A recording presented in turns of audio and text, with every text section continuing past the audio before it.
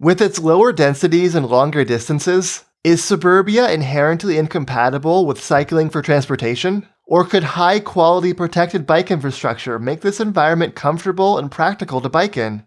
While not all suburbs are created equal, you might be surprised at just how much potential there is. This is Surrey, a suburb of Vancouver. We're going to set aside commuting for this video, but 47% of residents work in Surrey, so there is some potential for bike commuting too. But the biggest potential for suburban cycling is other routine destinations, like grocery stores, schools, pharmacies, cafes, and gyms, which, believe it or not, usually aren't that far away in suburbia. Here are all of the supermarkets in Surrey, based on data from OpenStreetMap. If we extend the circle 2 kilometers or 1.2 miles from each one, we get a network that covers most residential neighborhoods. That 2 kilometers is straight line distance, ignoring the road network. That typically means up to 3 kilometers of actual cycling, which is 10 to maybe 15 minutes if you're unlucky with lights. Most people can obviously bike further than this, but we picked this cutoff to emphasize just how many trips are easy and convenient by bike. Switching to other important destinations, we see that 99% of Surreyites live within biking distance of a school, 88% live within cycling distance of a pharmacy, and 95% live close enough to a cafe. 75% of Surrey residents can easily bike to the gym as a warm-up before heavy squats and deadlifts. We're going to average all of these together to get a completely arbitrary suburban cycling potential score of 9 out of 10, which is excellent. Despite being in the suburbs, almost everyone is within easy cycling distance of multiple routine destinations. Is Surrey a fluke or an outlier? Let's take a look at Los Angeles, famous for its car culture, insane traffic, and monster commutes. This is Orange County, which covers suburban cities like Anaheim and Irvine, in the southeast of the LA region. The median commute here is 10 miles or 15 kilometers, which is pretty long. But most people here are within easy biking distance of most routine non-work destinations, with a very good suburban cycling potential score of 8 out of 10. Oshawa, a suburb east of Toronto, and not the same thing as Ottawa, scores 9 out of 10. It's not just the suburbs of big cities either. Salt Lake County, Utah, which includes Salt Lake City but also the suburban municipalities to the south, has a very respectable score of 8 out of 10. Including 87% of people living within easy cycling distance of a grocery store. Calgary, Alberta, a younger city that experienced a lot of suburban-style growth in the age of the automobile, scores 9 out of 10. Other good suburban cycling potential scores include Nassau County, an inner suburb of New York on Long Island, Laval, a suburb of Montreal, and Fairfax County, a suburb of DC. Things are looking pretty good so far. So why do we have this perception that suburban distances are vast and impossible to bike? One reason is that one type of suburban trip is often very long: commutes. There's no way around it. For a big proportion of suburban commuters, bikes just aren't a realistic way to get to work. From this suburban neighborhood to downtown Montreal, if you work there, is 16 kilometers or 10 miles. Bikes might work as part of that commute to get to a transit station, but most people are not going to bike that whole distance twice a day, especially if the weather is bad. But to put it into perspective, work is only about a third of all trips people make, and work is inherently unique as a destination. Jobs can be very specialized. Employers offer really different salaries and tasks. You have a lot of incentive to pick the best job for you, even if it's across town. People don't do that for other destinations as much. Grocery stores, schools, pharmacies, cafes, and gyms are more generic, and you usually pick one that's more local. If not the closest one, then probably the second or third closest. But commutes dominate our perception of transportation. And the effect that this rainy weather could have on your morning commute. Again, this will mean big-time travel headaches for the morning commute. So when people hear biking places, they think biking to work. And for them, that might not be possible. Living in a car-centric environment also probably encourages people to think about transportation in an all-or-nothing way. When a car is how you get everywhere, it's easy to assume that people are proposing bikes as the better way to get everywhere too. But that's not remotely how advocates or people living in bike-friendly cities really think about it. Another reason people think of suburban distances as being crazy long is that not all suburbs are created equal.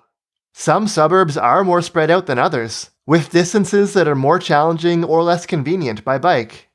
Orange County, California was really good for bikeable distances, but Orange County, Florida, which covers Orlando and most of its suburbs, does worse, scoring just 5 out of 10.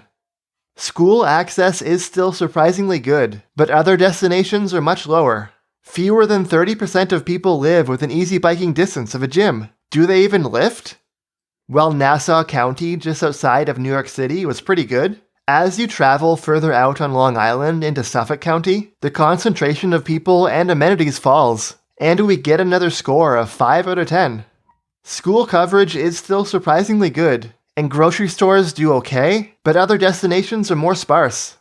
It's not like cycling is necessarily doomed or irrelevant here. Most people do live within biking distance of something, but we can't make quite the same slam dunk argument that we can in other suburbs. The worst place we've been able to find for suburban cycling potential has been DeSoto County, Mississippi, covering the southern suburbs and exurbs of Memphis, with a score of 3 out of 10.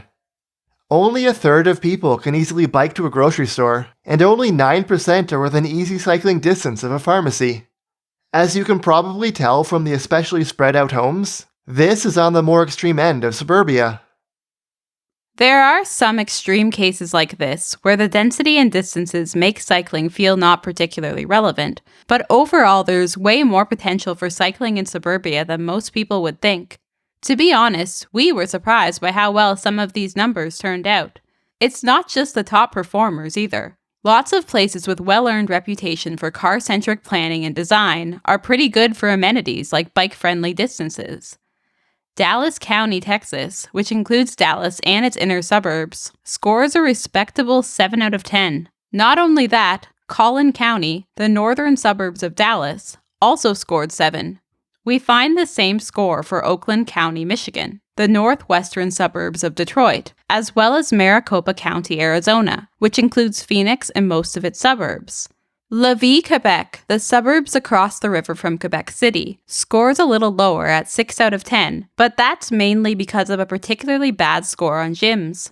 In all these suburban counties, most people are within easy biking distance of multiple non-work destinations.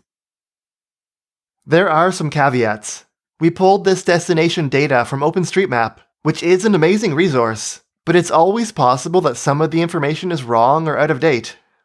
We also calculated the straight line distance, which doesn't consider the road network.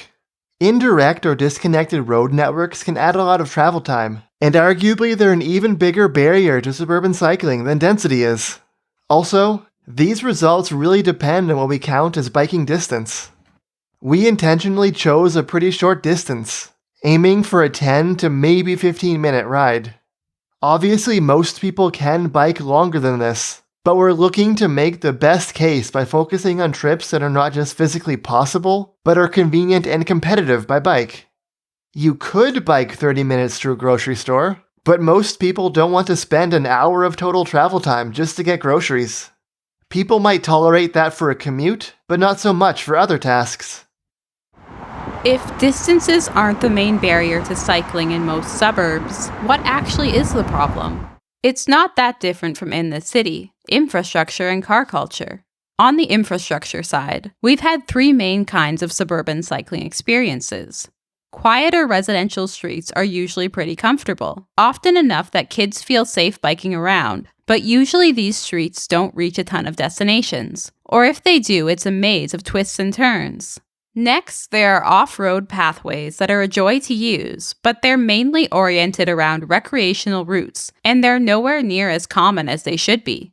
And finally, the suburban arterials reliably go everywhere, but they're dangerous and loud, making you hate your life if you're not in a car.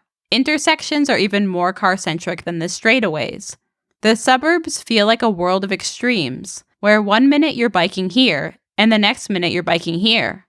Taming arterials really is the fundamental challenge of suburban cycling.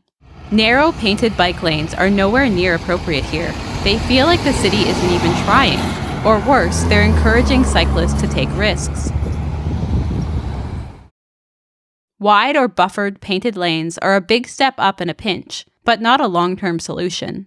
Raised concrete bike lanes are pretty good, but the real standard for biking on a suburban arterial should be pathways separated from traffic by a few meters. Suburban cycling nirvana is building protected intersections too, and shrinking down the road with fewer car lanes. There's actually a really cool road reconstruction project in Edmonton that looks like it's doing everything right. In this video, we looked at 5 different destinations: groceries, schools, pharmacies, cafes, and gyms, and averaged them together to get each municipality's cycling potential score. But there were actually some pretty interesting differences between the destinations. Schools had by far the best coverage.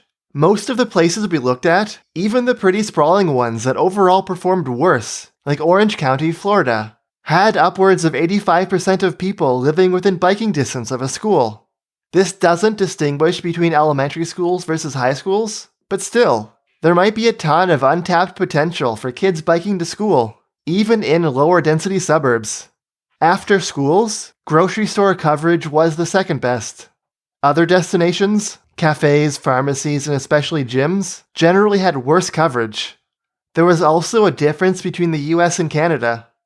The US had good performers, and places like Dallas did much better than you might expect, with scores of 7 even in their suburbs. But Canadian cities really performed well. Very few of them scored below 9. Mississauga, the most famous suburb of Toronto. Mississauga, scores an insane 10 out of 10, with 98.4% of people living within easy biking distance of a grocery store, 99.9% of people for schools, 99.7% for pharmacies, and 99.4% for cafes. Canadian suburbs tend to sprawl a bit less than American ones, and they really have no reason not to build good bike infrastructure. The surprising success of bikes in the suburbs can be explained by one simple fact. Cycling is 3 to 4 times faster than walking, and because this applies in all directions, cycling opens up 9 to 12 times more destinations.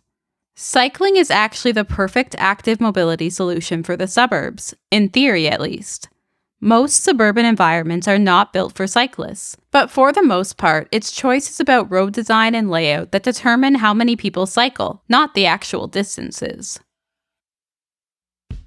Thanks for watching through to the end of the video. Don't forget to bike and subscribe, and a special thanks to our supporters on Patreon.